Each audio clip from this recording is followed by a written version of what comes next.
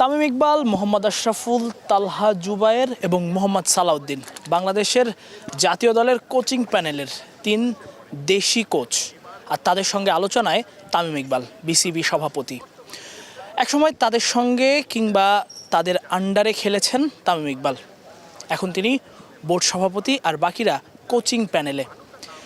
এমন একটা পরিস্থিতিতে তামিম ইকবাল তাদের সঙ্গে কথা বলছেন যখন বাংলাদেশ অস্ট্রেলিয়ার বিপক্ষে জিতেছে। এমন সিরিজ জয় বাংলাদেশের জন্য কখনোই ঘটেনি। বাংলাদেশ ইতিহাস গড়েছে দলের ক্রিকেটাররা, ইতিহাস গড়েছে তামিমের বোর্ড। আর সেই ইতিহাস গড়ার পর খুব উল্লাস কিংবা উচ্ছ্বাসে ভেসে যাওয়া নয়, বরং তামিম ইকবাল কথা বলছেন টিম ম্যানেজমেন্টের সাথে। কি কথা বলছেন সেটা বোঝাই যাচ্ছে, দল নিয়ে কথা বলছেন, দলের ভবিষ্যৎ নিয়ে কথা বলছেন। 2027-এ বিশ্বকাপ রয়েছে, সেই বিশ্বকাপে বাংলাদেশের পরিকল্পনা কি হবে, বিশ্বকাপের আগে যে সিরিজগুলো বাংলাদেশ খেলছে সেই সিরিজগুলোতে কোন পরিকল্পনা নিয়ে কিভাবে সেই বিশ্বকাপের জন্য বাংলাদেশ প্রস্তুত হবে, সেই আলোচনায় নিশ্চয়ই চলছে তামিম এবং 3 দেশি কোচের সাথে। পরপর 4টা সিরিজ জিতল Bangladesh, West Indies, Pakistan, New Zealand এবং এরপর অস্ট্রেলিয়া।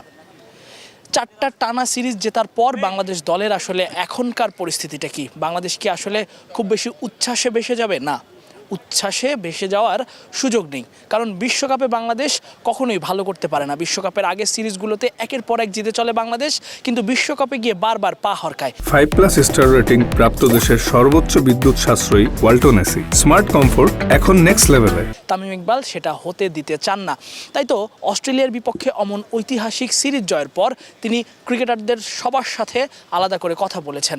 এমনকি তিনি হেড কোচের কাছে গিয়ে কনগ্রাচুলেট করেছেন তাকে।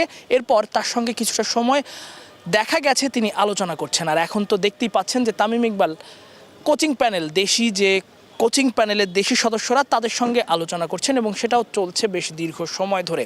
ইতিমধ্যেই মিরপুর শেরেবাংলা জাতীয় ক্রিকেট স্টেডিয়ামে দর্শকরা চলে গেছে, মাঠকর্মীরাও তাদের কাজগুলো গুছিয়ে নিচ্ছেন, লাইট অফ হয়ে গেছে, কিন্তু তবুও কিন্তু তামিম ইকবালের এই আলোচনাটা চলছে। কারণ তামিম ভিশনারি, তামিম ভবিষ্যতে ভালো করতে চান, ভবিষ্যৎ নিয়ে ভাবতে চান, সেটা বর্তমানে, এবং সেই ভাবনা থেকেই তিনি ইতিমধ্যেই কিন্তু লেগে পড়েছেন। কারণ সাউথ আফ্রিকাতে ওয়ানডে বিশ্বকাপ, আর সেই বিশ্বকাপের উইকেটগুলো কেমন হবে সেই উইকেট অনুযায়ী তিনি কিন্তু মিরপুরের উইকেটের চরিত্র বদলে দিয়েছেন। মিরপুরে এখন পেসাররা বোলিং করে, মিরপুরে এখন পেসাররা উইকেট নেয়। অস্ট্রেলিয়ার মতো দলকে 0 রানে 3 উইকেট নেয়, যেটা অস্ট্রেলিয়ার আসলে ক্রিকেট ইতিহাসে এরকম হয়নি ওয়ানডেতে। সেই ইতিহাস গড়ে বাংলাদেশ। পেসাররা একের পর এক ভরকে দেন অস্ট্রেলিয়ার মতো ব্যাটারদের।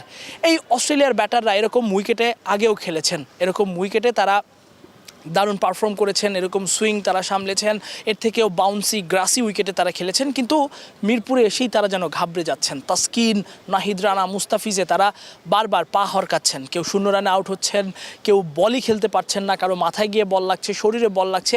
এই যে বদলে যাওয়া একটা বাংলাদেশ, আর সেখানে কিছুটা হলেও তামিম ইকবালের অবদান রয়েছে। আর সেই অবদানগুলো মিরপুরের উইকেট বদলে দেয়া, কিংবা এই যে কোচিং প্যানেলের সাথে ঘন্টার পর ঘন্টা কথা বলা, তাদেরকে পরামর্শ দেয়া, তার খেলোয়াড়ি জীবনের যে অভিজ্ঞতা সেটাকে কাজে লাগানো, সেগুলোই আসলে ধীরে ধীরে বাংলাদেশ দলকে বদলে দিচ্ছে।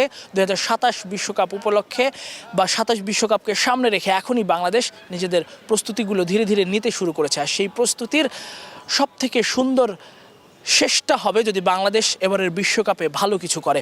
অ্যাজ এ ক্রিকেটার হিসেবে তামিম সেরা ছিলেন, এখন বোর্ড সভাপতি হিসেবেও তামিম চাইবেন দল সেরাটা করুক এবং তিনিও তার অধীনে বাংলাদেশ দল ভালো কিছু করুক।